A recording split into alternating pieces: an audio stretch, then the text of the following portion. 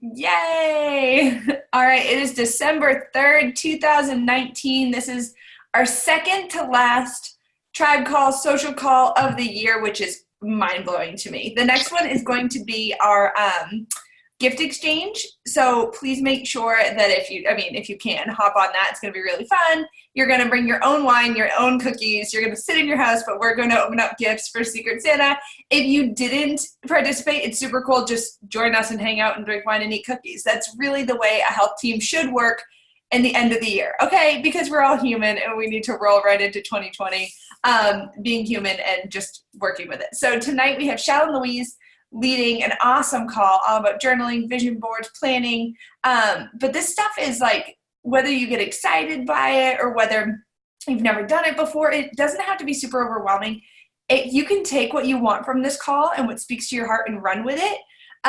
For me, I love planning. I'm like sickly obsessed with it.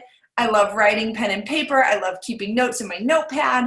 But I haven't personally done a vision board in a really long time. So for me, that's what I'm going to set a goal for, and I'm saying it out loud for accountability. But I'm going to turn it over to either Louise or Chelle, whoever's leading first, or whatever your plan is. And I'll mute myself because otherwise I could talk forever. We'll come back to you, Jack. Yes.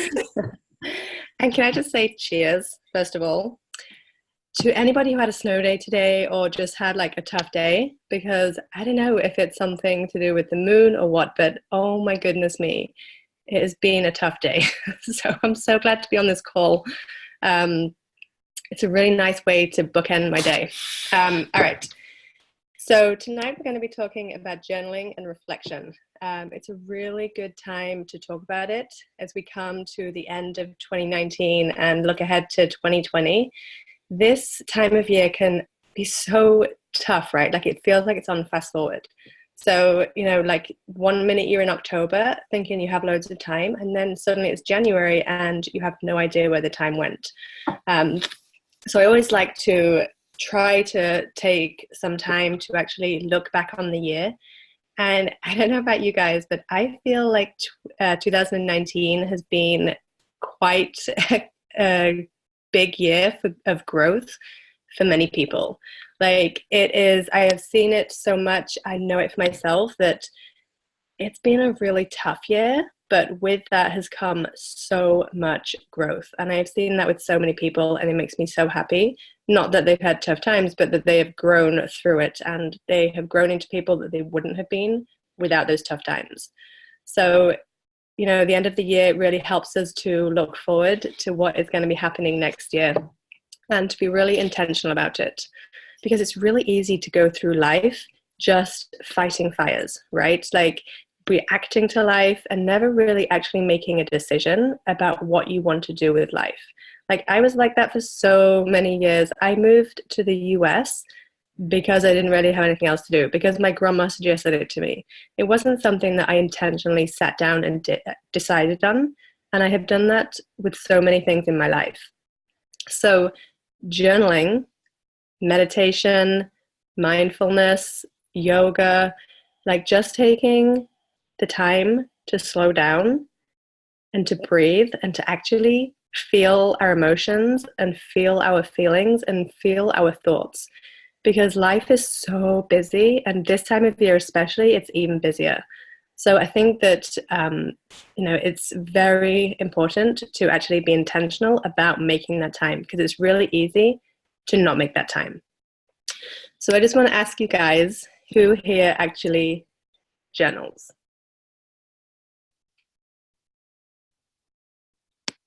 That's awesome. And I can't really raise my hand. I can't remember if it was Jack or Linda who suggested the theme for this call. But when they suggested journaling, like I actually laughed, because I was like, I cannot talk about journaling. I don't journal. I have honestly tried to journal what I thought was journaling for 3 years, because everybody knows that journaling is really important, right? Like any personal development book you read will tell you how important it is. Science tells you how important it is. Dr. Linda tells you how important it is. Like we know it's important, but actually knowing it's important and then putting it into action is something else entirely. And I'll be honest that for 3 years, journaling has been something that's been on my to-do list every single day. It's been on my self-care list. And it's something that has sat there and made me feel guilty because it's just something else I failed at. Like meditation is for so many people. It's another thing that makes them feel bad. That's what journaling is, or was, for me until I thought about this call, because I realized that I actually do journal, just in a different way than what I thought journaling was. So there are so many different ways to journal, like Jack was just mentioning. You can journal in a book, like the traditional way that we all think about journaling. You can write on a computer, because for a lot of people nowadays, you can't actually write without getting cramp, right? Like Linda was saying, how she can write pages and pages and pages. And my first thought was like, oh my God, like, how do you do that with your hand? Because I can't write like that anymore. You can write a post. Jack suggested that that's actually kind of journaling. And it was an aha moment for me, because some of my like deepest soul searching has been for posts, and it's when it like all flows. And that is such a beautiful way to think about it. And it really takes the pressure off journaling. I have so many different prompt journals. These are journals that I have bought to try to get me into journaling. So I have Zen as fuck. Excuse the language, sorry. It's really, really good though, so I recommend it. Try not to laugh at your collection of unused journals on the journaling call. No, I've actually used every one of them, but I've used like one page. I know. I'm like sitting here like, but I know where you're going with this. So I always buy like the new one thinking, this will be the time. This will be the time. This will be the perfect book to get me into journaling. You are always the buy the brand new journal junkie. I know, because you'll send me journals. I'm like, oh, and I do journal. But it's really funny because you're like, yes, this is the one. I always just thought you filled them up. Eternally optimistic. Go ahead, continue. But 2020 is going to be my year of journaling in some way. So I have good days start with gratitude.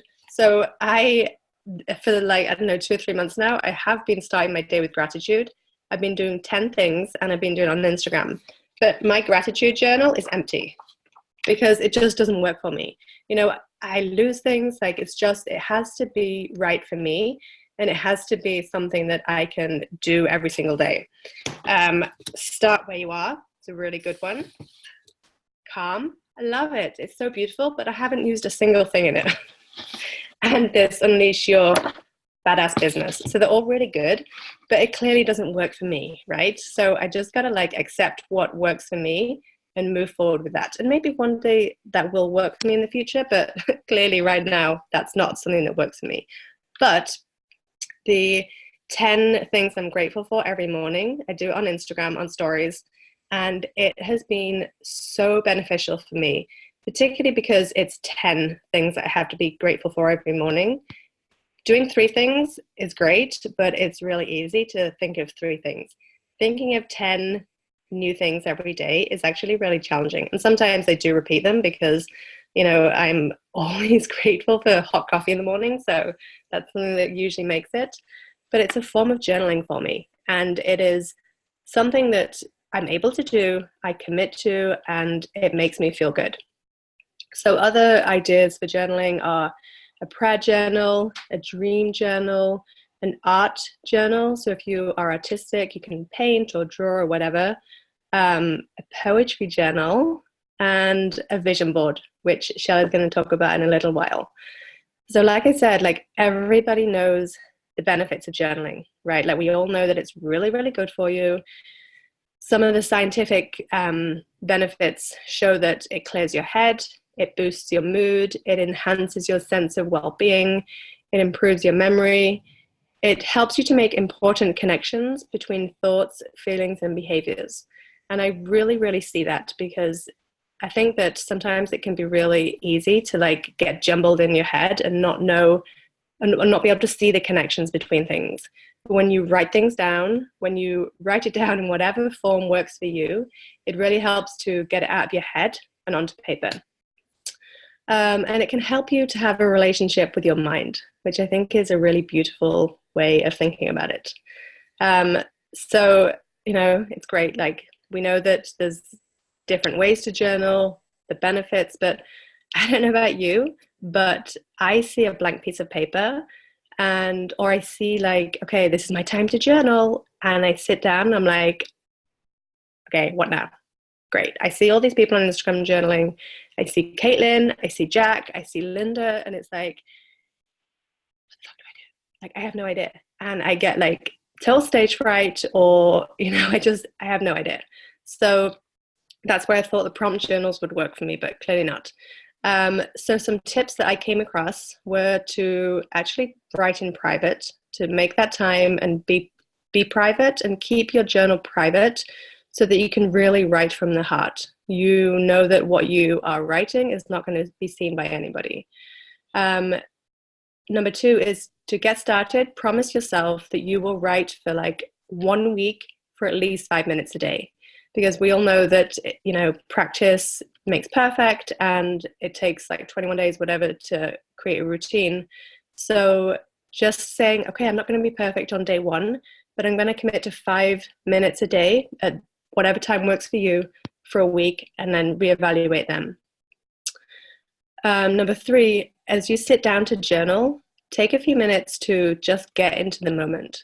So don't expect to go from crazy kids or work or whatever to sitting down and journaling and, expect the ideas to flow. So you have to have that transition. And like we talk about in the stress and anxiety group, you can use the BBI. I was just going to unmute, but I was like, oh, just mute yourself, Jack. Don't jump ahead of her. I got excited. Transitions are so important, like into and out of journaling. But in so many areas of your life, it can be really hard to transition. We see it in our kids, but it's also tricky for grown-ups. So BBI stands for breath, body, and intention. So just taking a few deep breaths, focusing on one part of your body to relax, because trying to relax every part of your body is too much. So if you hold your tension in your shoulders, you can just focus on relaxing your shoulders. And then intention is saying, okay, I'm going to sit down for 5 minutes. I'm going to get my journal out. I'm going to get my pen out. I'm going to write 5 things I'm grateful for, and just take it like step by step by step, so that it takes away the overwhelming feeling. And BBI, I can tell you, I know Jack and Tracy and me use it throughout our day. It is like life-changing. And it only needs to last a minute. I think people forget that these like routines or these things that you're not spending 5 hours like prepping to journal. You're not even spending 5 minutes. It's like 50 seconds or less, like 3 deep breaths, focusing on your body. That's it. Like I always aim for 3 breaths. That's my BBI breath. Body, where's the tension, and intention, how I want it to release and go out. And then I do it again, and then I do it again. And I mean, everyone does it slightly differently, but that's what works for me. Literally 1 minute. And then I can go in, and honestly, because my brain's still even going then, it can be going, it's going all the time. That's just how my brain works. I listen to a song. I listen to like something on YouTube, or I listen to my Christian music or whatever it is. I listen to a song, and then it just sit in quiet with my song, and that clears my brain enough for me to journal. So just sitting down to journal is like, I can't just like, oh my God, I can't, jump right into it. Like I literally do something to like flood my brain with goodness, and then I can pour out, if that makes sense. Sorry. I love that. Thank you. You can do it anywhere. I do it like in the oddest places, no matter where I'm at, like a million times a day, especially when I'm at work. People will see me and they'll be like, what are you doing? I'm like, okay, did you have a question? Like I'll take that like 60 seconds and just say, just give me a second. Anywhere you're at, it's amazing. That's right. And it's the same principle with journaling. Like I think that's why I was put off by it for so long, because I thought it had to be like 15, 20 minutes out of my day, and if I add in like meditation and yoga and journaling and working out and running and parenting and like working, it's like, oh my God, like I have no time in the day. And Debbie had a really good question. I just didn't know if you saw it in the chat. She asked, what do you write about? And I think like that is a great question, because sit down and journal and you're like, great. That sounds really great. And maybe that's why the pressure of a blank page is so intense.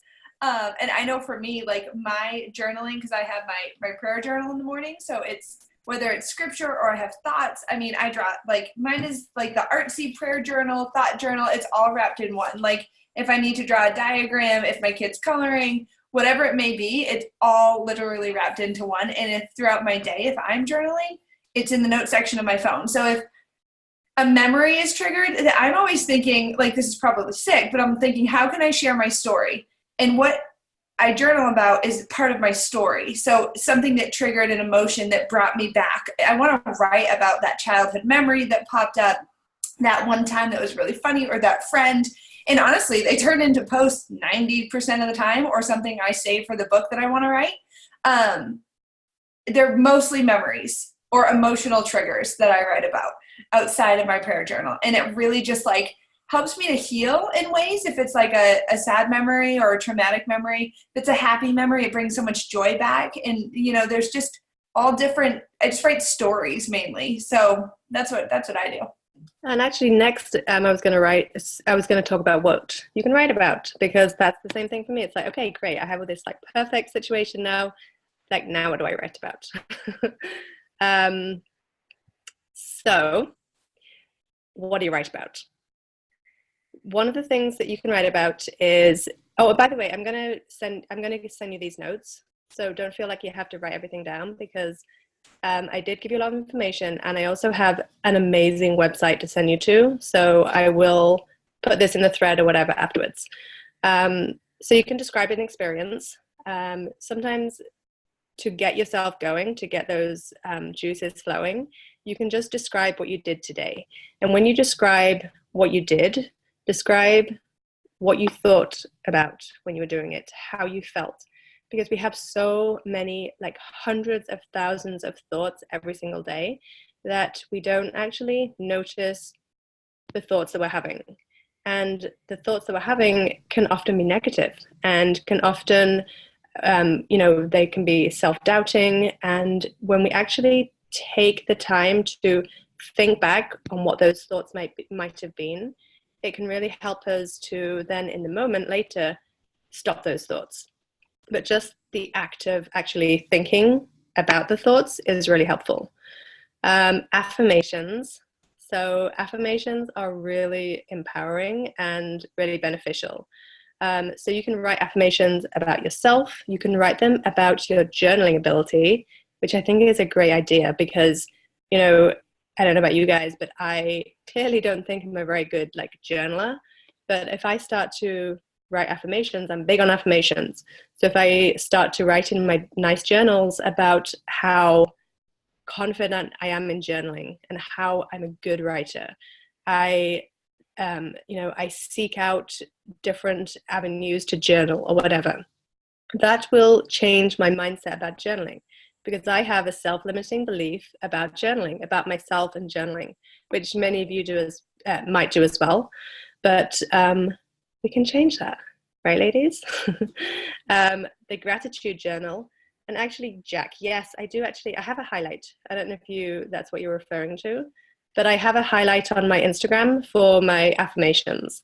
So I go through it actually sometimes, not in a, conceited way, but it just helps me to remember what I am grateful for and what I have been grateful for.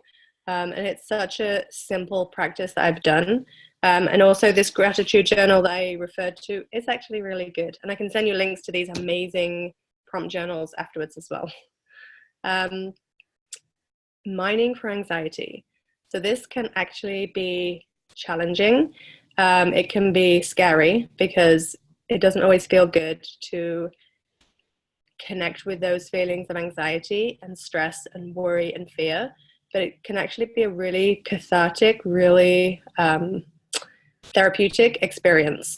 Oftentimes we feel anxiety when we have thoughts of the unknown, like we don't know what's going to happen, we don't have control of a situation. So when we write about our anxiety, when we try to figure out where it's rooted, how, the feelings that we're having around it, you can actually get to the root of the cause of anxiety. So even though it can be really challenging, it is a really good exercise. And maybe that's one that you can graduate to. Maybe you start with describing your experiences, affirmations, and then you graduate to gratitude, mining for anxiety. And then the last one is performance analysis. So this one is maybe one you can graduate to as well, but it's something that I came across today and I thought it was a really good idea. So whatever it is, whether it's your work, hobby, like coaching, a presentation you did, whatever, you can actually write about your performance. Because when we have anxiety, when we have low self-esteem or low self-confidence, we can often think that we did a worse job than we actually did. We will find evidence for all of the terrible things that we did.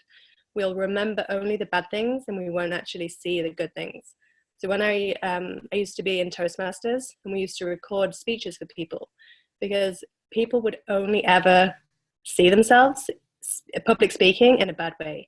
And when they saw videos of themselves, they were completely shocked by how powerful they actually could speak. So it's a really good exercise to actually look at yourself, your performance in an objective way. Say like what you did, how you felt, the thoughts you were having, the things you did good, the things that you could have done better on, and just try to be objective and keep track of the progress you're having with public speaking or with coaching or work or whatever it is. So those are the things that I have about journaling. And like I said, I will share my notes with you and this website. And I know that Chelle had an amazing vision board, which she's going to share about now. Yes. Can you guys hear me okay? Okay. All right. So I'm in my closet, which Jack, you'd be so happy I cleaned it. Do you remember the leader call like 4 months ago? I thought you were shopping with all those shoes and stuff. I was like, I don't know how she's going to talk about vision boards while she's shopping, but she can go for it. That's your closet. It does look so good. Okay, so I'm going to turn this around.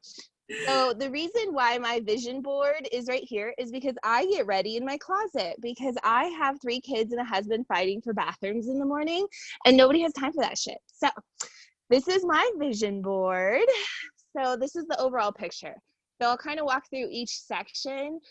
This is something I just revamped about 2 weeks ago, and you should know that vision boards can be totally different. So like Morgan's, she's not on this call, but hers is actually like beautiful printed pictures and clippings from like magazines and stuff of all her bling and her awesome car she wants because she's super visual. I am more of a words person, so mine is covered in words. Okay, so this may look familiar to most of you. On my vision board is my You Belong Here collage that we put together at the leadership retreat. So this really helps me stay positive towards myself and not beat myself up. Yes, what other people think of us shouldn't matter, but what you guys think of me, since we're in the arena together, like Rachel Hollis says, does matter to me. So reading these is really motivating. It can really take me out of a bad mood. So that is why it's kind of in the center. If I'm having a rough day, I will read it to myself. At the top are some sayings. So these are sayings over the first year of coaching that really meant a lot to me. And the first one says, I put self-care first. So when I'm struggling and I feel burnt out, I always default back to self-care. Regardless whether it's a business or somebody died or I'm having a lot of drama in my life, if I'm feeling burnt out, it's because I'm not taking care of myself. And so that's why it's at the top of my board, because to me, the most important thing in this journey is to do your journey to, you know, be a product of the product, put your self-care first. My second one was my motto for 2018 to 2019, my first year of coaching, and that's I have no excuses. We all get caught up in the excuse game, and we all have a million excuses, and it's just literally not an excuse to have excuses. That's just how I feel. So the next thing I put was from Christy Kronzer training I had once upon a time, which was, I know that consistency compounds. And this is a fancy way of saying, like, don't quit, Chelle, because even if you're barely hanging on, consistency in any way is going to build upon itself. And if you quit, you're literally cutting your like interest, we'll say, in half because you're not being consistent. So that's why that's number 3. My 4th one is I stay in my own lane. So we have this awesome tendency to look at everybody else's Facebook page and Instagram and, oh, she's doing that, and oh, she got those results, and blah, blah, blah. And you start to beat yourself up in the comparison game. And so one of the most important things for me is to remind myself on the daily that I need to stay in my own lane. I need to put my blinders up. Yes, I can love on all your posts and stuff, but we are different people. We have different journeys. We have different avatars. We have different lanes. We have totally different audiences. So why am I looking at what you're doing? So I remind myself of that every day. The other thing I write is I'm a good enoughist. So if you know me, you know I'm a perfectionist. I always have been, and it totally slows me down in my business. I sit there and obsess about my posts or, you know, some activity I'm doing for you guys or whatever, and I just pour so much time into it that I'm not inviting, I'm not following up, whatever, because I feel like everything has to be perfect before it's like publishable. And that's just pure shit. That is totally stopping me from being successful to my full potential. So these 5 things up here, I say out loud to myself every day. So I put self-care first. I have no excuses. I know that consistency compounds. I stay in my own lane, and I am a good enoughist. And the reason I say them out loud every day and the reason they're written the way they are is because of Rachel Hollis, my favorite author. She's all about tricking your brain that these things are already true. So that's what's leading up to this second, like 3rd part of my board right here is you got to put stuff in like active statements that it's already happened. Not like I want to weigh 147 pounds. No, I weigh 147 pounds because then my brain is trying to figure out how to make it happen. If I say I want, it goes into like a to-do list of stuff with all the other millions of things I want in life, and it totally gets lost in my brain. But if every morning while I'm doing my hair, I say I weigh 147 pounds, I am a diamond coach, I have 500 Instagram followers, which for some of you that may seem super lame, but I didn't have an Instagram 6 months ago. So I am up to almost 200 followers, totally grown organically, and I am on that organic path. I have not done any stem social or anything like that. So 500 to me is a big number. So once again, stay in your own lane and don't care that Louise and Jack have 9 billion followers, okay? And I make $500 a month. For me, this is enough to cover all my Beachbody expenses and have some fun money for random crap that I want, like a cute sports bra. So that's my goals right now. They will level up as my goals continue. So I have a date down here that you'll get to in a minute. But this is my current goals. This is what I say aloud to myself every day. Then I have this area of my poster board that says I post my avatar. So Kelly or anybody else that's new to this call, an avatar is somebody that is like you. So Jack loves Target and I'm more of like a Ross girl, you know, or whatever it is that has nothing to do with Beachbody that defines you. These are your people. They're like you. So for me on Mondays, I try to post about mom life because I'm a mom. Tuesday, I try to do transformation posts. And also you can see that each of these match up. So Monday it's M for mom life. Tuesday it's T for transformation, because that helps me remember what I'm supposed to post about on that day. Wednesday, I do women empowerment. So some kind of, I don't know, usually it's a quote or some kind of shout out to some badass in our group.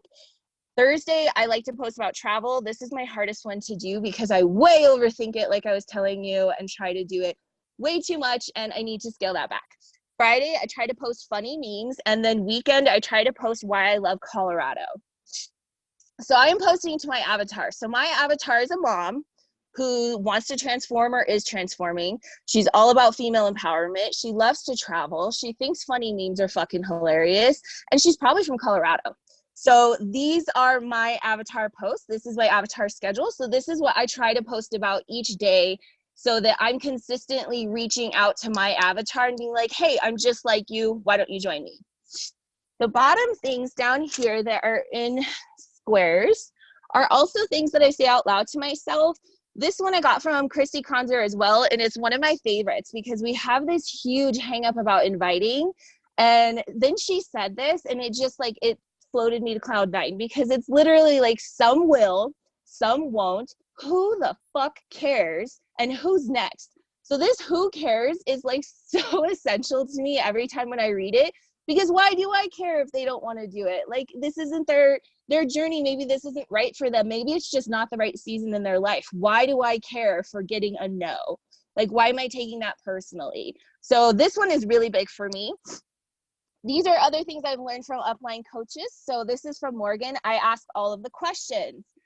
Morgan's really great about constantly reminding me to ask other people questions. Like, when you get stuck, you don't know what to ask somebody, you don't know how to pitch them, just start talking and asking them a ton of questions, and the conversation naturally flows. So this helps me when I'm inviting. I lean in, I am enough, and I can do all of the things. So these are other things I say out loud to myself every day. And then this bottom April 17th date, that is the Coach Open House Super Saturday in April. So I took a coach to the open house we had this year, and my goal is by April 17th to take 3 active coaches with me to that Super Saturday. So these are just, you know, what I put on my board. You can have totally different things. I also have like my Beachbody Emerald thing, because Summit was really eye-opening for me, and it was really powerful for me. So I have that hanging there as well. So yeah, that's pretty much my vision board. I try to read it every day, and it really helps put me in the right mind frame right away while I'm getting ready. So if you guys have any questions, let me know. I'm sorry if I talked really fast. I get a little nervous. I think it was freaking so stupid simple. Like, seriously, it was amazing. So the one question was, Louise asked if you would take a picture of it and then post so people couldn't see it. Yes. And that way they can make their own however they wanted to look. But that would be amazing. And I think it would be so cool if we all just, before the new year, don't create it after the new year, because you'll be like, well, it's already too late. It's February. Like, just make it a goal. Get a whiteboard. Get whatever it is. You can make it fancy. You can write it in your journal. But Chelle, like, that's awesome. Thank you. The journal and the vision board. Yeah, sorry, go ahead. No, go. Okay. The whiteboard thing is a really good idea, because you're constantly going to be changing. And so maybe the words won't work for you, and you'll realize that down the road, and you want to, magnet some pictures on it, or you want to change what it says, or every 3 months you want to revise it. But also, the reason for a whiteboard for me was, in the beginning, I rewrote those sentences. So like, when I was super struggling, writing it out and saying it loud is such a good mind trick to really get it ingrained in your head. It's what I did in college and how I got straight A's. So honestly, if you're a whiteboard kind of person, get a large whiteboard and just constantly update, and a whole bunch of markers. You just love it. Yeah, I love that. And honestly, I'm a whiteboard person. I don't know if you guys have seen my monthly calendar. Every single month, I get so excited, and I update the calendar with all the to-do lists, and every kid has their sports and their colors, and it's like really freaking incredible. It takes me about an hour or 2 to gather all the information. But I will say, with the magazine now, I shit you not, I just open it up and it saved me so much time. I'm like, okay. Normally I was like, oh, what days are these on? Checking my calendar, because I know the days that what weeks the calls run on, because they're ingrained in my soul. But with the calendar, I'm like, or with the magazine, I'm like, oh, pop over there. So seriously, have you guys seen Tracy's setup? Yeah, Tracy, are you on your computer, or can you show us? Oh yeah. Do you know how excited I am? Like, Chelle's I know. I'm like, my armpits are sweating. I saw you get your really big board and then put it down because you didn't want to. Can we do it right now? Say, yeah, for example, I just happen to have one right here that I had not planned for yet, because it used to be my weekly calendar, and then I upgraded my weekly calendar to these bad boys that I have now mounted on my wall. Yeah, she next levels it. No, but it's really aggressive. But that's seriously. I mean, I wish I had bigger ones. I'm just actually jealous of your calendar. So Christmas gift for me. I love it. No, that's really cool. Awesome. I'm so thankful for you guys for sharing this. And it's funny because you guys all hit on points. Like, right before this call, And I'll share just a little bit of what I wanted to share, but I don't want to keep you guys up too late. But I sent Louise an article from Tony Robbins, and that's that piece that I shared about the self-sabotaging beliefs. And I've been listening to on Audible, Unfuck Yourself. And so it's just so good. Should be wrapping it up today or tomorrow, Trace. That's my goal, with just a little bit left.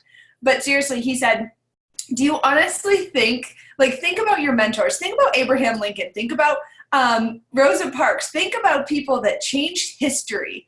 Do you honestly think they never had a bad or negative thought? Think about it. You think they didn't have a bad day where they thought they couldn't do it. The difference between you and them is that they actually just took action anyway. That they didn't let fear stop them. That they didn't sit back and say, oh, I'm probably going to fail at that. I should never write that I have a dream speech. I should never do this. I should never, it's not going to be good. So I'm not going to do it. Like, what? And if you think about that and you put yourself in a perspective of, Rachel Hollis, you think she didn't think she was going to fail? She straight up says it. But think of the thoughts. I actually thought of their brain, because I was like, wow, and their thought process when they're in their own moment, when they're having a bad day, when they're in a funk. And I thought, there's absolutely probably multiple days that they thought they were not going to make it and be successful. And if they gave up, how different would our world look right now? And that is in each and every single one of you. And that is mind-blowing to me, that we sit here and we let fear and we let the enemy distract us and tell us lie after lie after lie, day after day after day.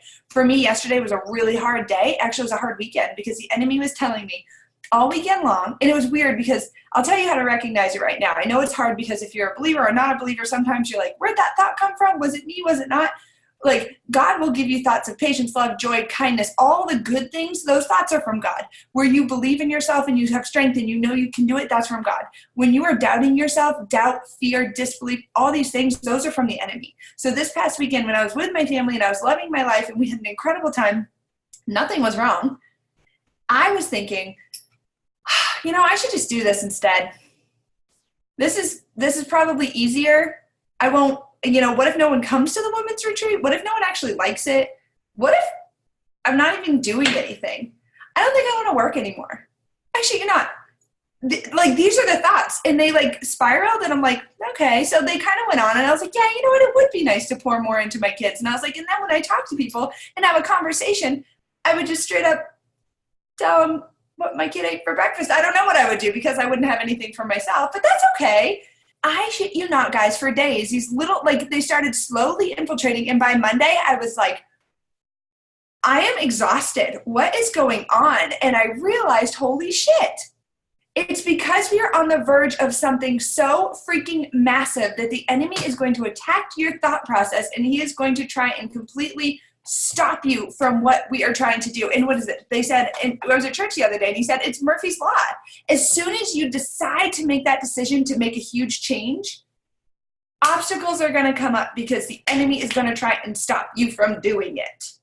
Something that is good, something that is great. There are two forces in this world, guys, dark and light. You run towards that path of light, there are going to be obstacles, but God wins. The war is already won. And it is so insane, because we all have these days. And I know for a fact the people that changed this world have had these days too. They just didn't give up. They just didn't let those bad days turn into bad weeks and bad months and bad years. They just took the bad day and said, well, fuck that. I'm showing up and I'm going to do it anyway. And I'm going to go do all the things. And I am enough. And I will lean in. And I leaned into a couple of the girls, and I was like, this isn't even me, but these thoughts, I don't want to do anything. I really don't think it's a good idea if we do any of this. Like, what? We need to talk. I'm like, yeah, no, it's okay. I'm good. And then I was like, I recognize it, and I called a spade a spade. But I wanted to share this with you guys, because at church the other day, last Sunday, not this one, he is really, really cool. So one of our themes for the stress and anxiety group, and just for life, and I think has been shared kind of around, and we had it on one of our tribe calls, is the what if I never. It's we've talked about it a bit, and you've probably seen the posts and stuff. And it's really started this path of thinking. And it really, the word if, I've never looked at it like this. My pastor brought it up, and he was like, the word if is in the center of life. L-I-F-E. If. is right in the center of life. And I was like, whoa, that was kind of shocking to see it like all blown up. And then he's like, what if you never did anything that you wanted to do or felt you were supposed to do or that you were created to do? What if your life did not serve its purpose? Like, does that scare anybody? That you just wasted your life? To me, that's fucking horrifying. It's horrifying. It freaks me out to know that I just was lazy. And I mean, I could totally say, and this is me, and this is my story and my journey, because someone's going to come and bash me like, you don't know me. But I could literally say, I am a mom of 4 very young boys. I just want to raise them. But I would know in my soul that that is not the only thing I'm called to do. And I raise the shit out of those boys. They love me. But that is not the only thing I've been called to do. But I literally could just keep it and say it. And you guys would all say, I know it's hard. And everyone would say, I know it's hard. But for me, I would know it was a lie. And so when I started looking at that, what he gave us, which I love the idea of the vision board, he said, what do the next 10 years of your life look like? When we plan out a vision board or we journal, we often do it in the past or the present or the future, but how far in the future? And he said, what do the next 10 years of your life look like? And he said, just to pray about it first, but to compartmentalize, like, what do you want each section to look like? Spiritually, where do you want to be in 10 years from now? Socially, where do you want to be in 10 years from now? Relationally, what do you want your marriage to look like 10 years from now? Honestly, you guys, that's a long time away, but it's right there. Brian and I will have been married in 1 month for 10 years. I'm like, what? Like, how the hell did we get here? What did that was a journey and a half. But I want to think about, like, what would 10 years from now look like? And then, what do you say, vocationally, your financial life, what do you want it to look like 10 years from now? And then when was the last time you actually did that type of planning? And we're coming up on the end of 2019. We're coming up on the end of a decade. What a better time to plan for the next 10 years than before 2020 even starts. Like, that's pretty freaking cool. And if you break it down to those compartments, and then if you pray over, and he says planning without prayer, and I agree, is just wrong. We're just going with what we want. And instead of seeking out, like, hey, what's our purpose? Like, put me in the right place for this and that, and make sure that I'm planning the right way for the next 10 years. And I loved this is one of the things that he said was that what was it? Planning is, hold on. I want to make sure I say it right, because I was like, holy shit. It was like mind blowing. Hold on.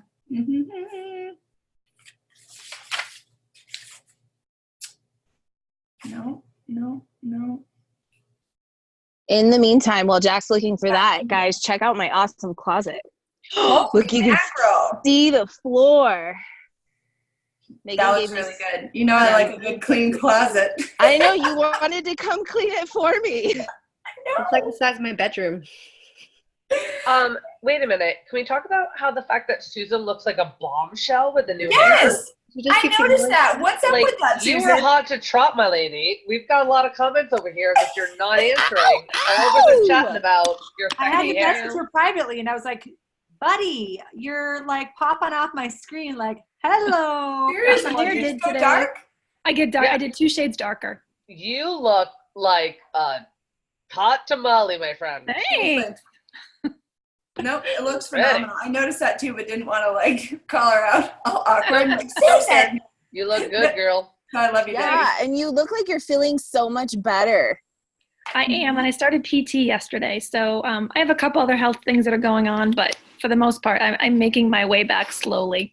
It's been a challenge. Your eyes look bright. Mm-hmm. Oh, thanks.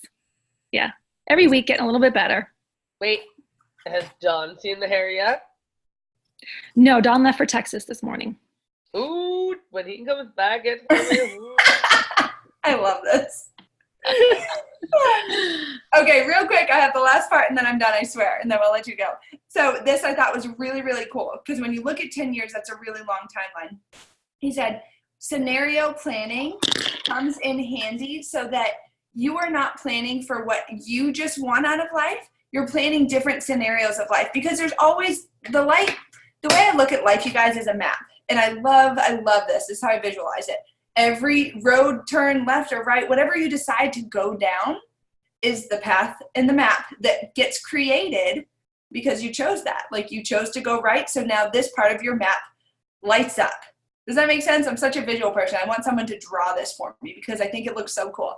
But I didn't go left. So, yeah. There was a book that I read. I'll have to tell you what it was, but a woman had a near-death experience, and she said when she went to the other side, there was a tapestry, and her whole life was played out like a map. It was a tapestry of how everything had completely, it gives me goosebumps, intertwined, and she could see it all like placed out how it had been, almost like a huge tapestry of her life. You don't even know how weird this is because I thought of this in Hawaii, and I was like, it's so weird. I keep seeing it, and it's this map and this journey, but I don't know why, but it's the map of life.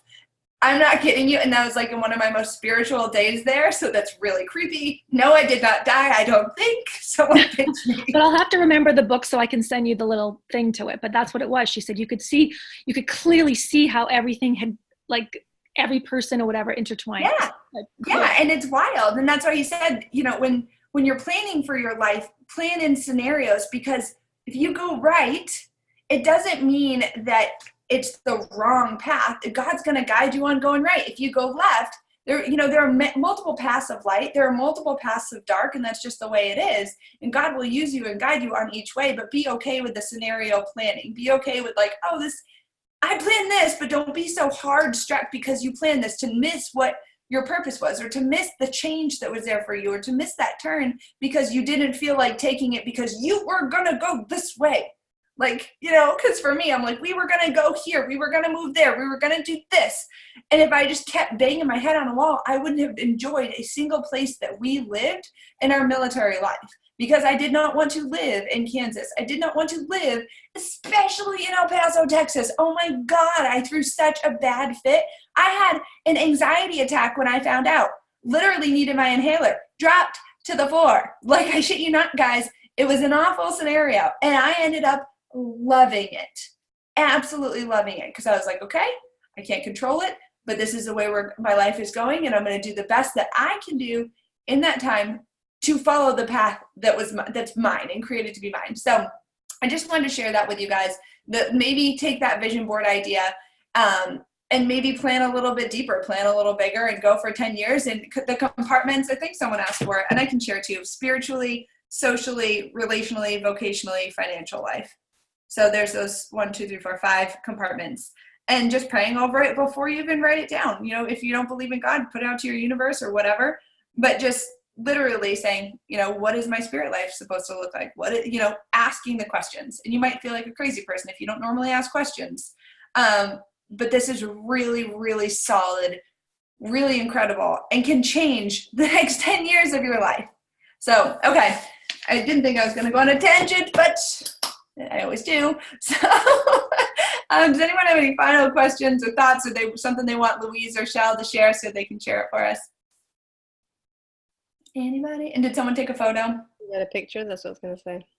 Especially of Susan's fancy hair. You better get a picture of me, because it ain't happening again. Yeah, I'll take that picture right now. One moment, please. Who's doing bar tomorrow? Is anybody taking it? I'm doing bar. Say cheese. Who's doing it? Who's taking the picture? I am. 3, 2, 1. And I'm doing bar tomorrow. Who's doing bar tomorrow? Me, day 2. Day 2. Day 1. Fucking Goddamn people get to work out. 7 months. 7 months. I cannot wait till I can work out again. Yeah, but your hair looks like friggin' hot. The rest of me that I You got a little stalker. And look at my hair right now. I love you guys. Okay. Absolutely love you guys. Can I just share one quick thing? Yes. My aggressive finger. Your aggressive whiteboard and your aggressive finger. You're going to write it on the whiteboard? You're just going to come at us hot. Stop it. But Michelle, look what I found. I had it in my kitchen, and I was cleaning my kitchen, and I'm going to keep it in my office with amongst all my other favorite things is this coaster that you made. Oh my God, I have mine too. We rise by lifting others. And I was like, and I'm listening to everybody on this call right now, all you ladies sharing everything, and it's just like, it just made me smile. And I had When did we make coasters? I didn't get a coaster. I'm sorry. Was that at Summit? You were having a baby. Summit. You weren't there. I was there. I didn't get a coaster. You Must have. what's ice cream? Awkward. Awkward moment. Remember we did the gift bags? Yes, and Remember. what I have on my shelf. The same time you got the Turby towel. Oh yeah. I Another forgot doll Oh, bear. Tracy, is that your collage? I love it. That's my You Belong Here. It's all framed. Oh, mine's still in the laminate you gave Of me. course it is, Oh, Tracy. I love it. Not anymore. Now it's broken. All right, I gotta go. I gotta get up early. I love you, ladies. I love you, ladies. Thank you so much for leading. Seriously, you guys don't know how much I love learning from you all. Thank you, everybody else, for attending, even though some of you are sick. Caitlin, and Susan, you look gorgeous. And everybody else, we love you. I love you. All right, bye, guys.